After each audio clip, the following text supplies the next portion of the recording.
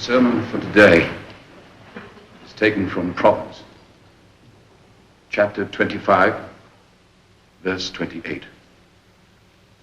He that hath no rule over his own spirit is like a city that is broken down and without walls.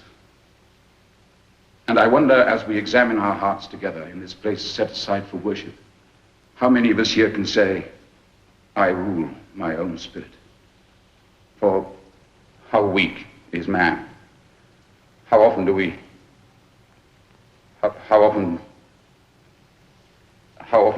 stray from the straight and narrow? For only when we abide in the Lord are we like cities without walls. Only then can we defend ourselves against Satan and his temptations. We cannot rule ourselves alone. God only is our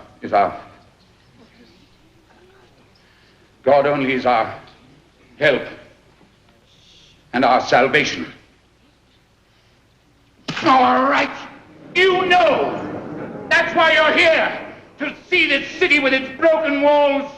Whenever 2 or 3 are gathered together in my name, is what the scripture says. But that's not why you're here.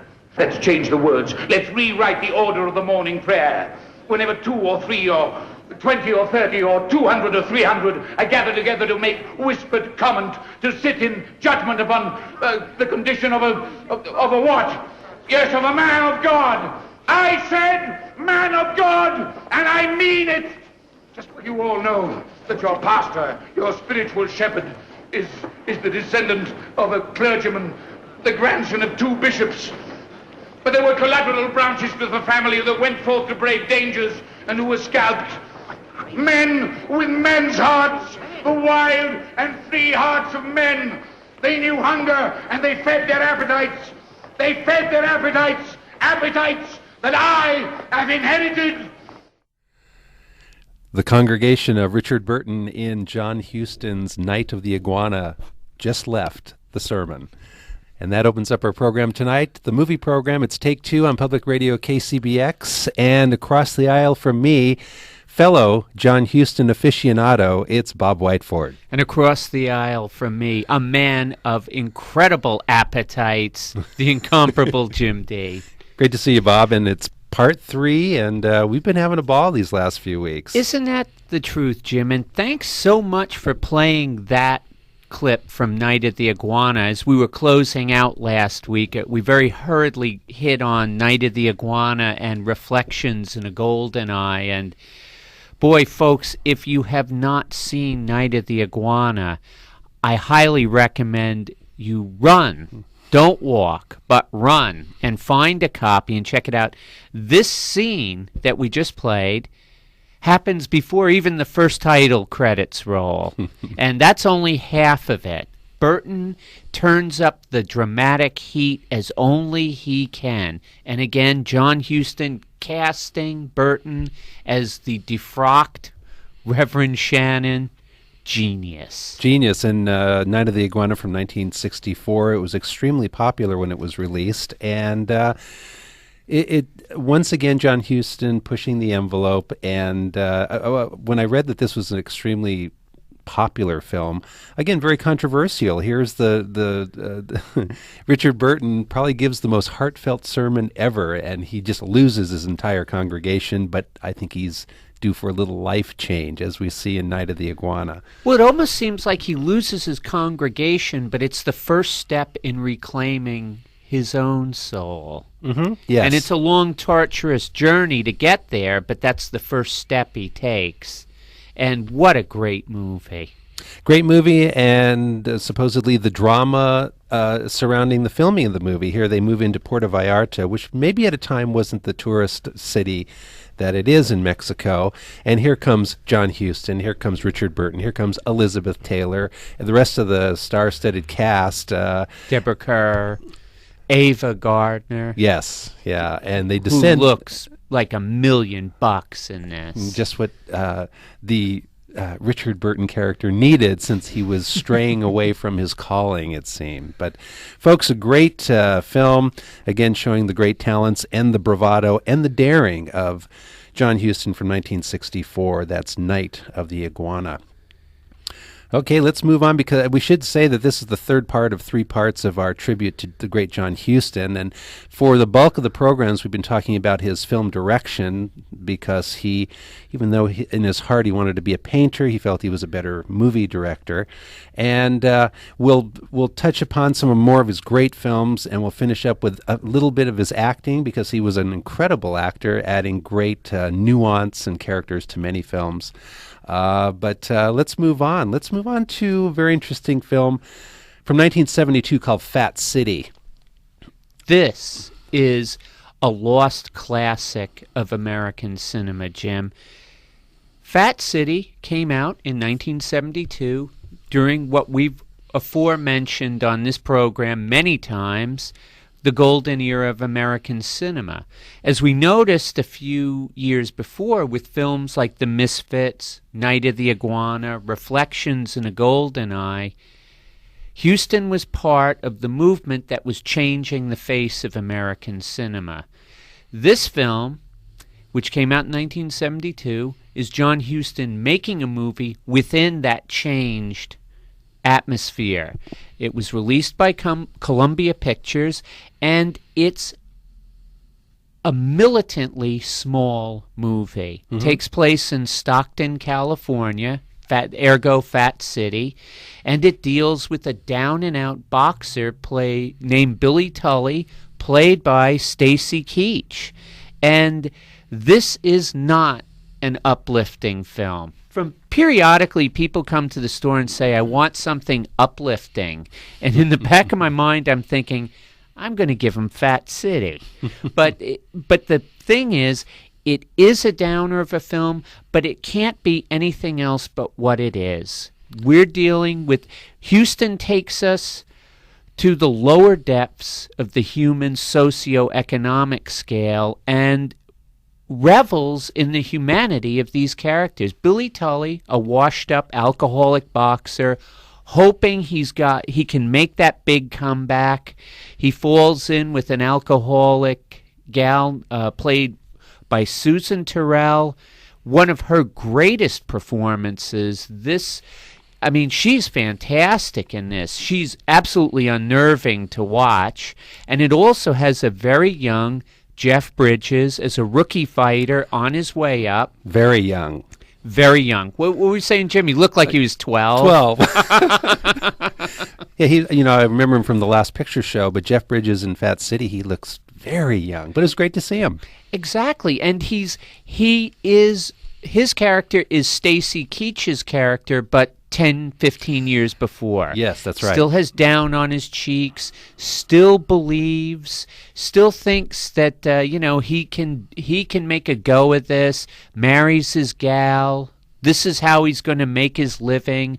And as we're about to learn in this clip we're going to play, Billy Tully, portrayed by Stacy Keach, has already been there and blown it. And in this scene, in order to keep the money rolling in, or just barely trickling in, both Jeff Bridges and Stacy Keach are picking fruit in an orchard. They're just doing they're doing farm work. And you can hear you said this was sort of a down film, but the hope that these guys have, they're picking, fruit or whatever, but the hope comes through to get back into the ring. This is Stacy Keach and Jeff Bridges from Fat City. Ernie? You must think I'm crazy working out here like this, wasting my time. But I'll tell you something, it's almost as good as road work for getting back into shape, and you get paid for it. Another couple of weeks, I'm gonna look for a fight. I get the fight, I get the money, and I send for my wife. You know, Ernie, there are some women that love you for yourself, but that doesn't last long.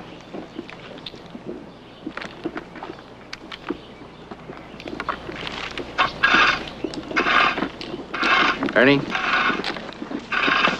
take care of that wife of yours. Oh, God, I'm trying. And listen, don't you let anybody knock marriage. Oh, no, man. It's got its compensations. That's a fact. He's got that's absolutely right. It's got its compensations. That's it. That's absolutely it. It has got its compensations. That's right. Come here, let me show you something.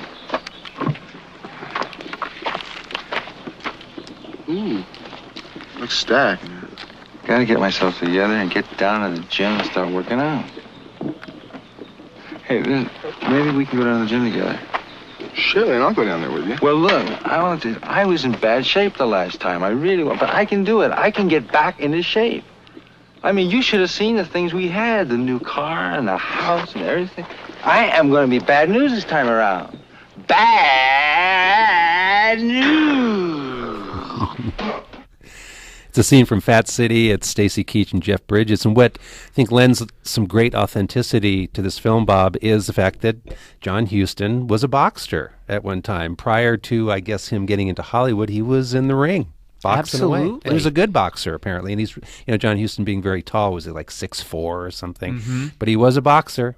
And you know what's interesting about this film, too, Jim? Amongst many things, this film is about an America that doesn't exist anymore. People on the periphery, people that are down and out. As rough and bad as that was, they still had a place. Mm-hmm. And this film kind of celebrates the fact that they have that place. They have the $50 a week hotels they live in. They have the dive bars. They have the seedy gyms. And they still have the hope or the delusion or whatnot that they can get out of it. Something I think isn't happening anymore. Things have changed so much. I won't get into the socioeconomic ramifications of it, but Fat City is the kind of film I don't really think you could see being made today. And part of the reason is the characters and the actors, again, that Huston has cast, perfect. The three leads, Stacy Keach, Susan Terrell, and Jeff Bridges. But also, he cast real people. I'm thinking about, I can't remember his name, but he played Susan Terrell's lover, a African-American gentleman who, his name was Earl in the movie.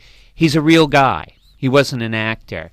The fellow who plays Jeff Bridges and Stacy Keach's manager, a Latin chap, also a real guy.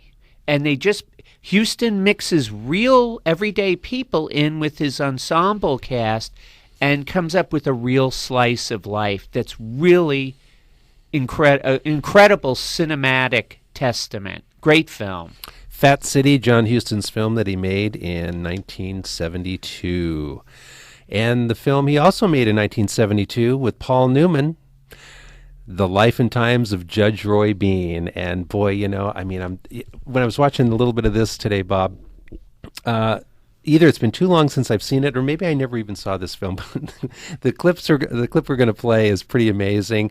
We have a clip that also has Robert Mitchum and Paul Newman, who was in the movie, who is Judge Roy Bean, makes some comments about it as well. This is an interesting film. John Huston and Paul Newman teamed up for a couple of pictures, The Life and Times of Judge Roy Bean and The Macintosh Man, which I think came out around the same time, maybe a year later, a Cold War thriller. Yes. Both of these films somehow, some way, got lost in the mix somewhere. Judge Roy Bean, I know he was a popular folk hero, and there was a lot of talk about him in the early 70s, in the Watergate era, wondering what he would have done to Nixon and his crew. But the film version of this, with John Huston directing and Paul Newman portraying Judge Roy Bean, seemed to kind of just disappear from the cinematic landscape. And it seems to be a movie that we've only caught bits and pieces of on TV. And how strange and how undeserving of probably a lost classic. Well, as you listen to this clip, maybe this is part of the, again, John Huston being fearless and being, pushing the envelope. Let's listen to this. This is, first of all, it's Robert Mitchum setting it up. Paul Newman has sort of the scratchy voice who makes comments about working with Huston, and there's also a clip from The Life and Times of Judge Roy Bean. In the great American tradition of Paul Bunyan and Pecos Bill, The Life and Times of Judge Roy Bean was a tall tale filled with outrageous characters, capable of prodigious and highly improbable deeds. And really surprised that it didn't get the kind of following it deserved. I thought that was a wonderful piece of Americana. I think that's probably my best work. If not my best work, certainly close to it. Hear ye, hear ye. Court of Vinegaroon is in session. There'll be no drinking. Judge Roy Bean presiding. Do you have anything to say before we find you guilty? I'm not guilty of nothing. There's no crime that I've done wrong. Do you deny the killing? I do not deny it. But there's no place in that book where it says nothing about killing a Chinese. And no one I know ever heard a law on greasers, niggers, or Injuns. All men stand equal before the law. And I will hang a man for killing anyone, including chinks, greasers, or niggers. I'm very advanced in my views and outspoken. There's no place in that book that's... Trust in my judgment of the book. Besides, you're going to hang no matter what it says in there, because I am the law. And law is the handmaiden of justice. Get a rope. I think the thing that made working with John so easy was the fact he really liked actors, you know. He liked their processes. He urged you to make mistakes so that you would stretch yourself. And it was all done with such tenderness and care somehow. So I look back on that experience as the most rewarding experience that I've had as an actor, because he really let me crawl out of my skin and do the kind of work that surprised me. That's Paul Newman commenting on working with John Huston in The Life and Times of Judge Roy Bean. And what a comment, Bob. I mean, if what Paul Newman is doing surprises him, let's hope I would think it would surprise the audience as well. Absolutely. I mean, just the thought, Paul Newman in his own words saying, I'm doing something that's surprising me. And here's an actor who up until 1972 had worked with some of the best in the business and had done some of the finest films of his generation. I think of HUD, The Hustler, just to name a few. Amazing. What a testament to Huston. And not afraid to cast Paul Newman as a very lovable but, racist, and, all those elements are in there. When we get into Under the Volcano a little bit later on with Albert Finney, there was another case where characters are so well-rounded. They have so many, facets to them, and Huston was great about that. And right now, Bob, time has come to talk about the film that I'll confess in my top 10 very easily, maybe in my top 5. And it's a John Huston film from 1975, which he originally wanted to film back in the 50s, apparently. One of my all-time favorites, The Man Who Would Be King, and we've talked about it on this show many times before. What a great film. I mean, here we go again. Book to film adaptations. John Huston is the king. This is probably the best one he's ever done. He's never done a bad one. And this is probably the best of the lot. Rudyard Kipling's classic fable of imperial British, what would be India back in those days, but that also included Pakistan, Afghanistan, and the faraway kingdom of Kafiristan. And here again, Bob, an actor who kind of gets stereotyped in a certain way. Here's Sean Connery, who still is James Bond, let's say. And what a stretch for Connery in this film. What a very different role. And then Michael Caine, the two of them, my favorite scoundrels of the screen, easily. This is amazing. I mean, casting this film, again, this film was preordained to be a classic before he probably shot one foot of film. having Michael Caine and Sean Connery cast.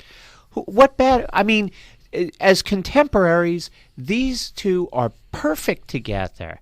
As I'm sure Clark Gable and Humphrey Bogart would have been had they been able to make the film 20 years before, but couldn't because of Bogart's illness. That'll always be one of the great what-if cases. Mm-hmm. But let's face it, what really exists is superlative. You know, it was just during the research of this show, Bob, that I realized that John Huston had planned on making The Man Who Would Be King back in the 50s and casting in the Sean Connery part Clark Gable and in the Michael Caine part Humphrey Bogart. And he wanted to make it, but as time went on, John Huston even felt that movie audiences wouldn't buy Bogart and Gable as ex-British officers. So it actually, the great what if, as you said, but as it turned out, when he made it in 1975, it's a classic for the ages. These are the guys. Sean Connery and Michael Caine. And let's face it, Connery, you're right, Jim. Everyone looked at him thinking Bond. He tried everything to not be Bond. He had done a few films before this. I think of Sidney Lumet's The Hill, about a British military prison. Yes. And a British crime film called The Offense. Oh, The Offense is great. And exactly, it's like, wow, This guy can act. He is an actor. He is an artist of the highest magnitude. But both films, people just refused. Movie-going audiences refused to accept the fact he was not James Bond. And here he is, in a big budget, one of the greatest adventure films ever made. And Michael Caine, who, for reasons that I don't always understand, I don't think he gets the respect as an artist that he deserves. And I think part of the reason is he'll do anything. He'll do something great, like Man Who Would Be King, Hannah and Her Sisters. We could name Alfie. Oh, my goodness. Ipcris File. Ipcris File. Like Sean Connery coming from the secret agent genre. Exactly. He played Harry Palmer. Mm-hmm. So they were both swinging 60s British secret agents at the zenith of British secret agentdom. Now we're about 10 years down the road being cast as Imperial adventurers. And let's not forget the casting also of Christopher Plummer as Rudyard Kipling. He's great. He is absolutely great. In fact, he's in this scene. Let's listen. Here's my favorite scoundrels and Christopher Plummer listening to the plans of Peachy and Danny from The Man Who Would Be King.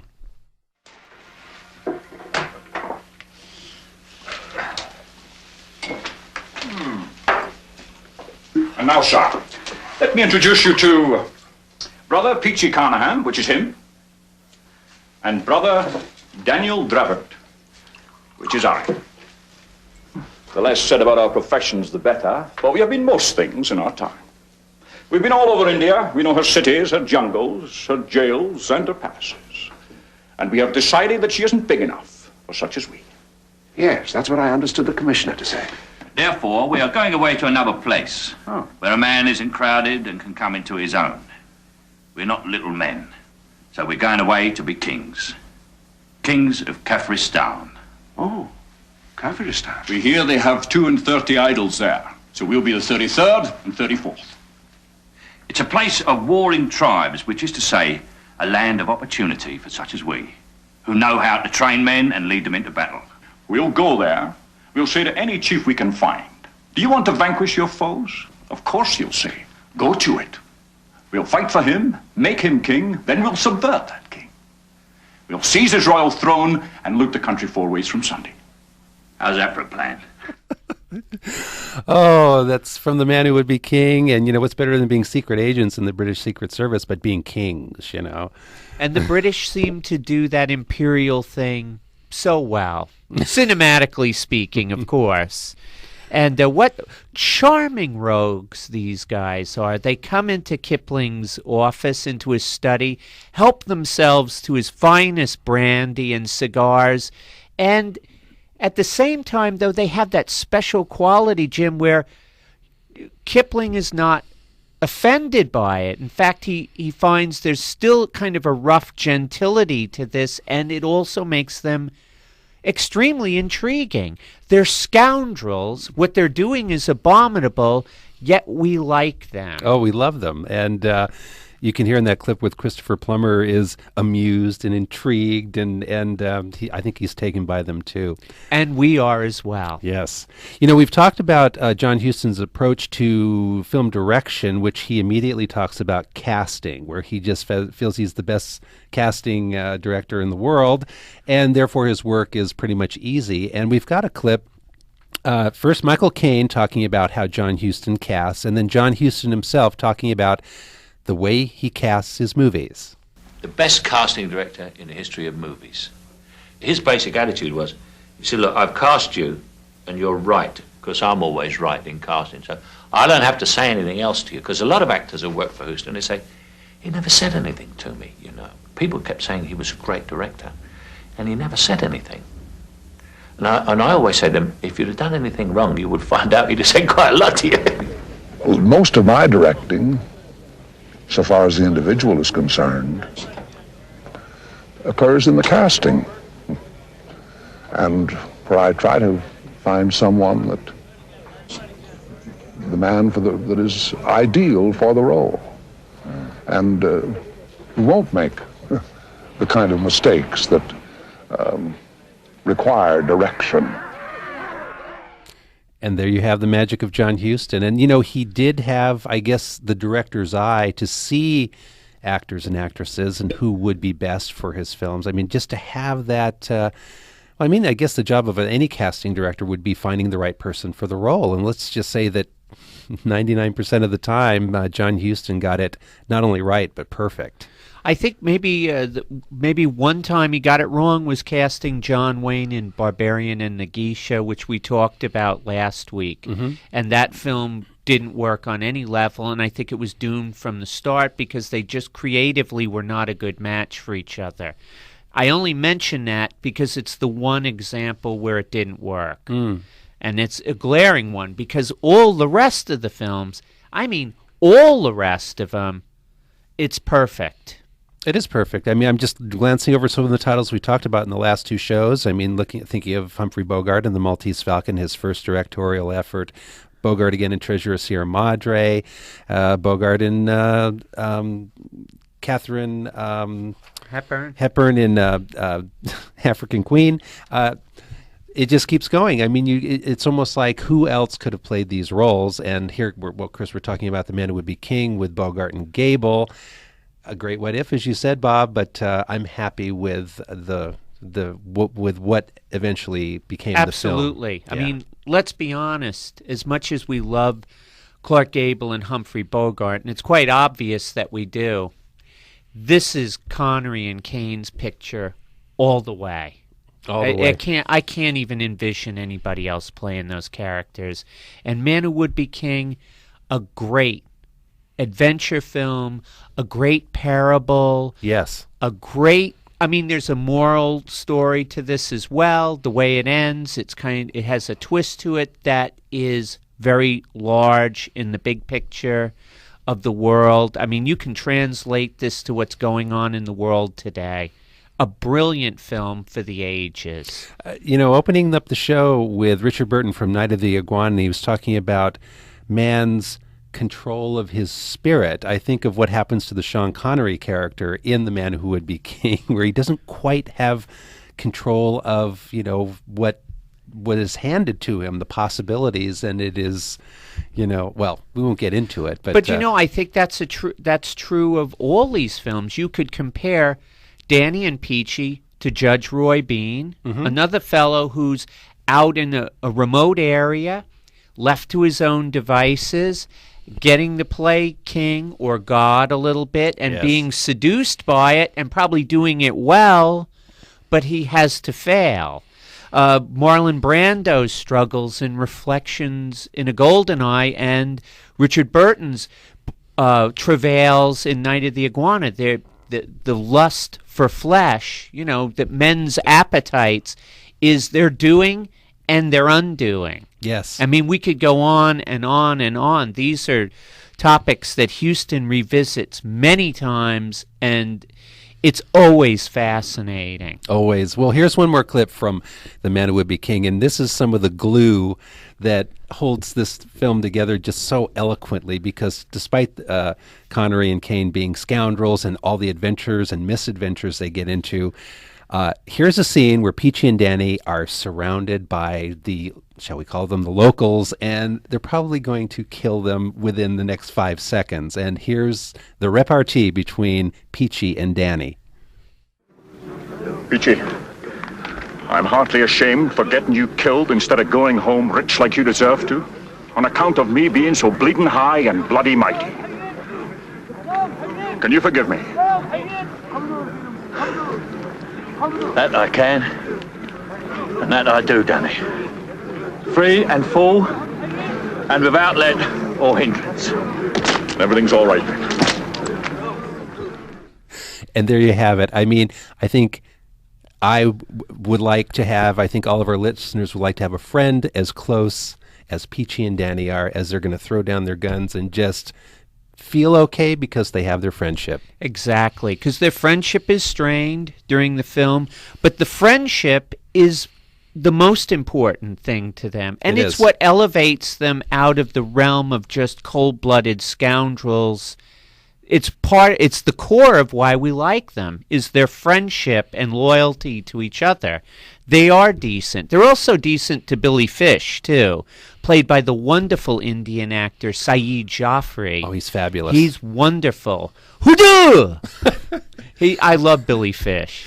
And The Man Who Would Be King, I believe, is out on DVD, so you can see how beautiful it is. And, of course, I mean, I have never seen it on the big screen. I think it would take on a whole new feel, a whole new life if I seeing hope it on the big people who bring the 35, the once-a-month movies here, every first Tuesday of every month, the Movie Magic people, hey, if you're listening, bring us The Man Who Would Be King, please. I do know that Warner Brothers has 35mm prints, so there it is. You are listening to the movie program Take Two on Public Radio, KCBX San Luis Obispo, KSBX Santa Barbara. Time for Bob and me to go over to the concession stand, fill our popcorns, our drinks. More talk about John Huston, and then we'll open up the phone lines for your comments. Back in a moment.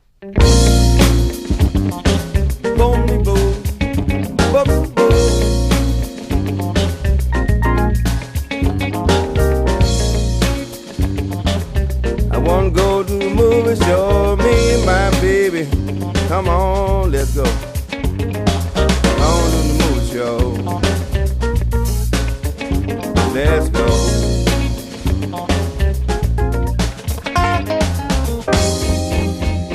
I buy the popcorn as soon as we hit the door.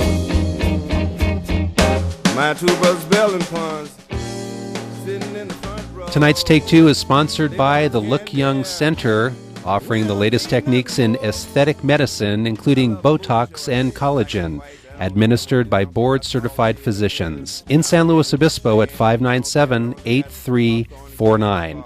Funds for Take Two have also been provided in part by Morin Brothers Automotive, starring Frida, the dog of many alter egos, who is always glad to sniff your tires.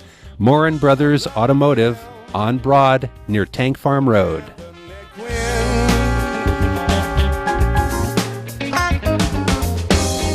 The creature from the Black Lagoon, Red River, color purple. We're back on Take Two, the movie program. We're talking about John Huston, and I'm talking fast because we need to get through a few more clips and acknowledgments of the great work of John Huston, and we do want to open up the phone lines for your comments about this great writer, director, actor. And let's move to, what year are we with Under the Volcano? That's in 1984. Bob, I was watching this today, and again, I think I saw this when it first came out, and it's been so long, but Albert Finney is under the direction, or shall we say the non-direction of John Huston, who chose Albert Finney, who would be perfect for this role of a diplomat in Mexico, who's a raging alcoholic. Albert Finney is incredible in this. It was just Well, I have to watch the whole thing just to watch the entire performance. Well, you know what's interesting about this film, Jim, in particular, book-to-film adaptation. The book was written by Malcolm Lowry. And this is a case where I think the movie is far better than the book. And the book won all kinds of critical praise and whatnot. But Albert Finney, as the alcoholic British diplomat in 1939 Mexico, his personal destruction is paralleling the world spiraling toward World War. It takes place during the summer of 1939, as Europe is about to descend into the Second World War, but this fellow's already pretty much destroying himself at a rapid clip, so rapid a clip he may not even make it for the start of hostilities. So apparently Albert Finney is giving up his job. He's talking to his wife, the beautiful Jacqueline Bisset, and in this scene, it'll come across on the audio, but Albert Finney goes from being funny and smart and eloquent to kind of pathetic to kind of a bum to I mean, it's all in one scene, and it's all there. It's the richness of the character that somehow either John Huston brought out or allowed Albert Finney to bring out. Here's a clip from Under the Volcano with Albert Finney and Jacqueline Bisset. Have you really resigned? Absolutely. No more diplomacy for me. Well, then there's nothing really holding you here anymore. Magic. He on whose heart the dust of Mexico has lain will find no peace in any other land. But nothing's really holding you. There's nothing more real than magic. All right, Jeffrey, we can talk about it when you're rested. When I'm sober, you mean? Surely you know by this time that I can't get drunk however much I drink, and that I'm only drunk in the conventional, incoherent, staggering sense when I haven't had a drink. Surely you appreciate the fine balance I must strike between the shakes of too little and the abyss of too much. I do appreciate it. Yes, quite well. Well, Albert Finney with his detailed look at his own drinking problem in Under the Volcano. What a problem it is. Terrible for him, but fascinating for us as film watchers. Well, just on that scene, Bob, too, when I was watching, I mean, I've seen actors in films who try to act like they've been drinking, and it's really unconvincing. There's a sort of stereotypical way of portraying a drunk, and in this, just for instance, in that particular scene, the facial expressions, and he was, that scene began right after he took a belt, and he was just getting all firmed up with this slug of whiskey that he just had or whatever he was drinking. Hot with drink, and he is just a full, richly detailed, realized character, and he is, like I said, he goes from the comical to the pathetic and everything in between. And what's interesting about him, Jim, is just the way he wears his clothes. He's somewhat shabby, but he still maintains this somewhat elegant demeanor to himself. A really rich performance. Albert Finney. This film, I believe, came off his absolutely incredible film, The Dresser, with Tom Courtenay. Oh, yes. So that's back-to-back, real proof positive about what a great actor Albert Finney is. Under the Volcano. Highly recommended for great acting. And I might add, Jacqueline Bisset is not bad in this either. Oh, no, she's very good. Well, that was in 1984 with Under the Volcano. The following year, film you probably have seen, it was Prizzi's Honor with Jack Nicholson and Kathleen Turner. Kathleen Turner. And boy, when I was looking at some of this today, Bob, I just thought, whatever happened to Kathleen Turner? We just haven't seen her. And when I watch her in Prizzi's Honor, she's fabulous. Her other work is always fabulous. I think she fell prey to that glass ceiling where women actresses are not allowed to be over 30 or over 35. And what a shame that is, because, man, back in those days, she was knocking them out of the park with real regularity. And this was a huge hit back in 1985. Big. In fact, it was released in the summer, which was sort of a counter-programming to typical summer programming, and it did very well. I was surprised when it did come out in the summer. Like, this doesn't seem like summer blockbuster material, but it did very well. And, you know, when you think of The Sopranos, this is a film that fits nicely from the Godfather saga, and you know, here's Huston making, I mean, it's a pretty funny movie. You know, there's a dark side to it, but it's funny when they're crossing the country. About every fifth scene, you see the plane going to the east and plane going to the right, to the west. And let's listen to a little bit of Prizzi's Honor. This is Jack Nicholson and Kathleen Turner. And Nicholson has, well, gotten into a relationship with the mysterious Kathleen Turner. In this scene, he finds out a little bit more about her. This is from Prizzi's Honor. I've been all shook up.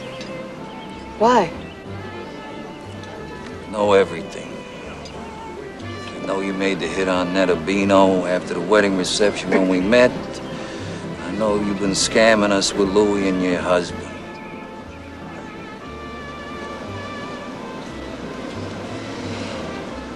I did the work on that Urbino. I had nothing to do with what Moxie and his partner did. Louis Paolo was so suspicious that he checked the car for bombs every time he started it. But he would have let some beautiful broad walk over, get in, and sit on his face. No matter how you got it in your head, Charlie, you're wrong. I had nothing to do with it. Nothing. Charlie, did you mean it that first night when you asked if I'd marry you? Charlie. All right. The Preachies are gonna have to believe me because I believe you. So, when can we get married? You say we have another one of those pineapple drinks or something. The honeymoon is already started. Kiss me, Charlie. And that's amore. Now, folks, if you caught that within one scene, it's Jack Nicholson who is having fun with Kathleen Turner, but realizing she's a hit woman, as, of course, he is a hit man. And we go from that realization and the fact that he starts out kind of uneasy to the proposal of marriage, and the honeymoon's already started. Well, they share professional interests. They're a marriage of professional interests and personal interests. What a great performance by both of them. Yes. And you were talking about William Hickey, who is the ultimate godfather, let's say. He's real kind of small and very white, and he has that voice, you know. Yeah, kind of has like that Carlo Gambino quality about him.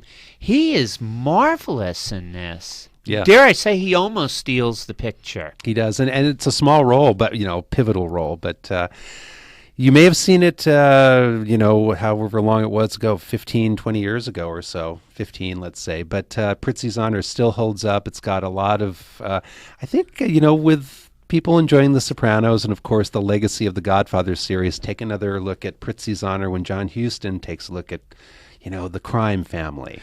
I got to go back and revisit this film, Jim, because I'm betting any amount of money some of the cast of The Sopranos is going to pop up in this. I got a feeling, well, just a hunch. I think it's John Randolph is in this, who plays Charlie Partana's father. Right, and he's from Seconds. Oh, he's fabulous. Yep. He's a great character. Also, you know, what's interesting about Prizzi's Honor is Angelica Houston is in the film, who was going with Jack Nicholson at the time. And, of course, we look back at Houston's past where he was directing his father. You know, I mean, here's Houston, the director. He directs his father, and later on he directs his daughter. I believe he did a film with his daughter back in 1969 called A Walk with Love and Death, which was her debut. Needless to say, the poor gal got skewered kind of like the way Sofia Coppola did in Godfather 3. And that film kind of disappeared off the landscape pretty quickly.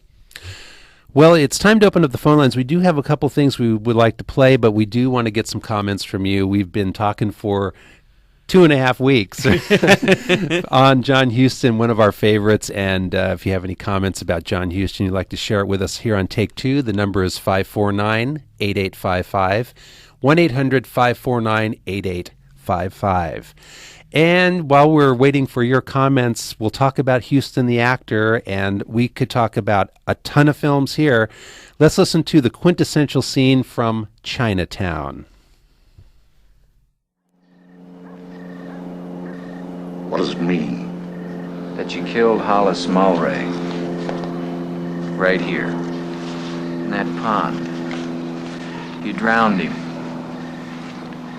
And you left these. Coroner's report shows Mulray had salt water in his lungs.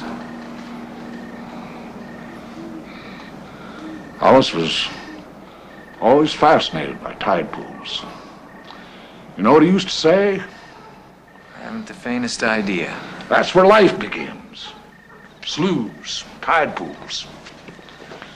When we first come out here, he figured if you dumped water into the desert sand and let it percolate down to the bedrock, it'd stay there instead of evaporate the way it does most reservoirs. You only lose 20% instead of 70 or 80. He made this city. And that's what you were going to do in the valley. That's what I am doing. If the bond issue passes Tuesday, there'll be $8 million to build an aqueduct and a reservoir. I'm doing it.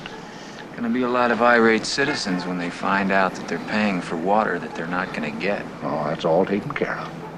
See, Mr. Gitz, either you bring the water to L.A., or you bring L.A. to the water. How are you going to do that? By incorporating the valley into the city. Simple as that. How much are you worth? I've no idea. How much do you want? No, I just want to know what you're worth. Over 10 million? Oh, my, yes. Why are you doing it? How much better can you eat? What can you buy that you can't already afford? The future, Mr. Gitz. The future. Now, where's the girl? I want the only daughter I've got left. As you found out, Evelyn was lost to me a long time ago. Who do you blame for that, her? I don't blame myself. See, Mr. Gitz, most people never have to face the fact that at the right time and the right place, they're capable of anything.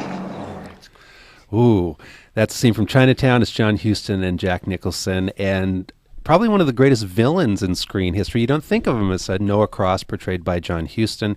And we could devote 3 more shows to just his acting. But absolutely, there's the scene where the question is answered of why do you have so much money and how much, it's a great conversation.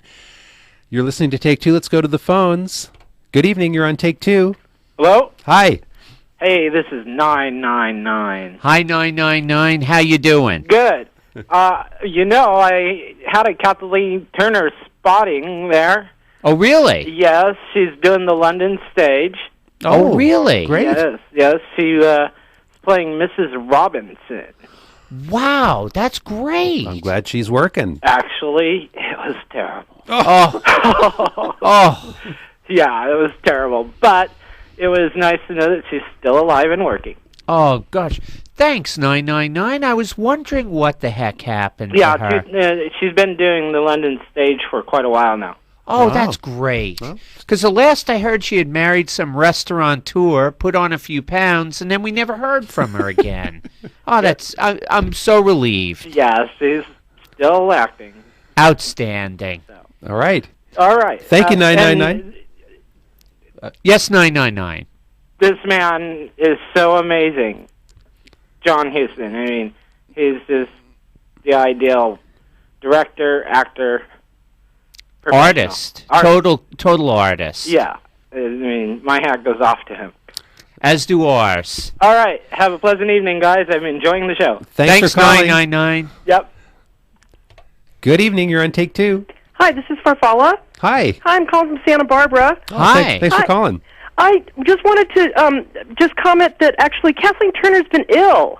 Oh, has She she? had some kind of degenerative disease. Oh, gosh, I did not know that. That's why she'd been disappeared for so long. There was no glass ceiling problem. So, Oh, dear. but I think she's better. But mostly, I just wanted to thank you guys. I've been listening for the last 3 weeks. It's just been incredible. It's been a wonderful primer. I feel like I'm back in class again. I've been taking notes, and wow. I just want to thank you. It's just been wonderful. Well, we're glad you're there, and thanks for telling us about Kathleen Turner. And boy, we wish her the best. All the And best. Love We to see love her. Love to Yeah. see her back on the big screen. Okay, thanks. Thank you Thank for calling. you. Bye. Bye. Good evening. You're on Take Two. Hello? Hi there. Hi, you're on the air. Hi there. Hi, Bob. Hi, Jim. Hi. This is Jim in Oro Grande. Hi, Jim. Hiya, Jim. Yeah, I've been really enjoying the past 3 weeks and been waiting with bated breath to get on the air and talk to you guys about a film that I'm not sure if you talked about last week because I missed the first 3/4 of your program, and that was the 1954 film Beat the Devil. Yes, we did discuss. We did talk about what a little gem that is. Yeah. It's. I wanted to find out what you knew about the parting of the ways of Bogart and Huston because of his dissatisfaction with that film. You guys talk about that at all? Well, they had somewhat of a ideological falling out over the HUAC thing. As you know, Bogart went to Washington in defense of the Hollywood 10 back in 1947. What happened over the next few years is Bogart kind of stepped back a bit. He felt used by the left, and I think he never really recanted, but he just kind of pulled back and stepped away from all of it. And this was at a time when Huston, especially in the wake of his problems making the Red Badge of Courage, which were legendary, he ran into political opposition because at that time we were fighting the Korean War and the Cold War had suddenly gotten very hot. And he was also fighting a studio head, Louis Mayer, Louis B. Mayer, who didn't want a quote-unquote message film. He wanted a nice picture that would put people's backsides in the seats. He didn't want to, basically he green-lighted the project and then he kind of pulled the plug on it. So at this point, Huston was pretty much fed up with regular Hollywood. So he splits to Europe. He don't like the atmosphere here politically or creatively. And Bogart follows him over, I guess in Spain is where they made Beat the Devil. And that was a film that was produced by Bogart's independent film company called Santana, which he had a 4-picture deal for Columbia. I think In a Lonely Place was one. Scirocco, which was a pretty poor remake of Casablanca, was another. And I believe Beat the Devil.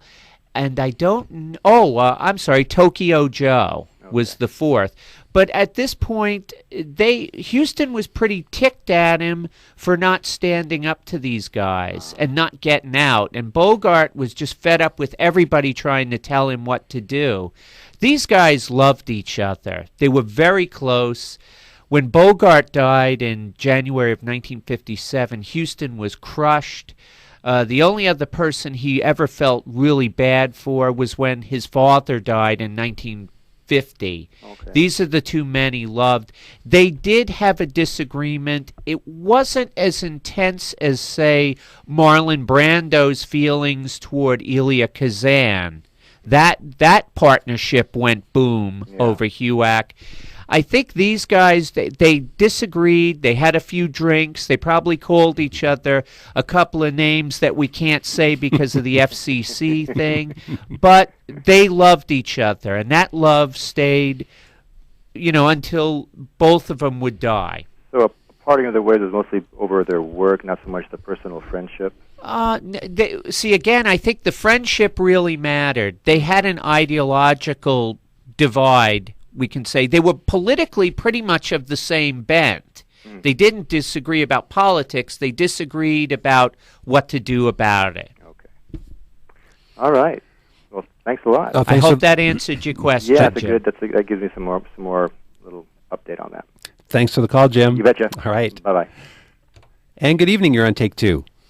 Hey, hello. Thanks for waiting. Oh, yeah, well, you're talking to me. I missed the first part of the program. I didn't hear you talk about, if you mentioned Fat City, one of my favorite movies of all time. Oh, we did talk about Fat City. We had a clip with Stacy Keach and Jeff Bridges. What a great film. Yeah, it was like it was the greatest portrait of self-delusion and alcoholism, notwithstanding Albert Finney's brilliant piece. And, oh, yeah, Fat City, one of our favorite movies of all time. One of my top 3 favorite films. Dr. Strangelove, that, and Room Remains of the Day. But what about The Dead? You didn't bring up The Dead. You were going to get to that?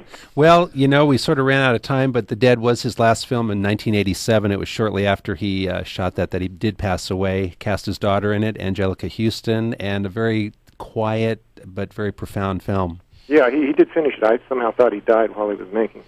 I think it was shortly after he completed it. Right. I mean, he was wired up to an oxygen tank through the whole thing. His emphysema was killing him, but still, The Dead is a marvelous. It's so subtle, and it's so loving in its details of late Victorian Dublin. Right. A great adaptation, again, of the James Joyce story. Right, and too underseen. In fact, that year, too, he also made his final acting appearance in his son Danny Huston's short film called Mr. Corbett's Ghost, which is a great little, like a 35-minute ghost film that takes place in New England in about the 1830s. I believe they did that for PBS. Yeah, I don't remember that. I'll try and find it, though. Anyway, great show, guys. Thanks for the call. Thanks. Well, Bob, I think 3 weeks of John Huston, and we could go back and talk about his writing, we could talk about his acting, and we did, for the listeners, we didn't hit all of his films by a long shot. We skipped around quite a bit. Well, I got a couple of minutes here. Let's just mention a few of the films he acted in. He was in Casino Royale, which he also directed in part. He was in Tentacles. Who could forget that? That great Italian rip-off on Jaws and Orca, which was also a rip-off. He was also in Myra Breckenridge as Buck Loner. He's in Wind and the Lion. He was in Winter Kills. Winter Kills is a great movie, cult classic, and Jeff Bridges is in that. Yeah. So they're kind of reunited. So is Sterling Hayden. His role as John Hay in Wind and the Lion is great. He plays Secretary of State John Hay, who's a perfect right-hand man to Brian Keith's Teddy Roosevelt, going up against the Razuli, the Moroccan brigand, played by Sean Connery. We hope we've whetted your appetite for John Huston as a director, actor, writer. We have one final clip about him receiving the AFI award and some words of John Huston that we'll just comment on briefly afterwards. Here is a nice parting shot for John Huston.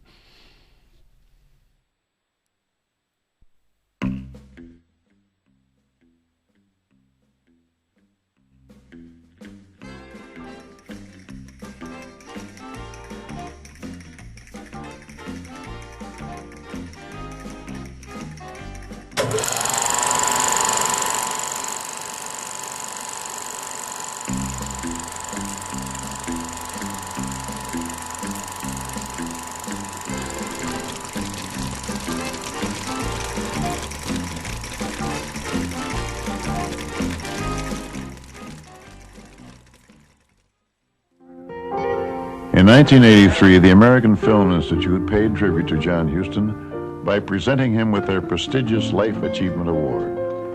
At the testimonial dinner, John said that, to him, the experience of making a motion picture is more important than the film itself. It seems to me that films are closer to the thought process, even in writing, even in literature. The succession of pictures flows in a well-made film almost as one's own thoughts flow, as though the camera was behind one's own eyes and your eyes projected onto the screen what you wish to see.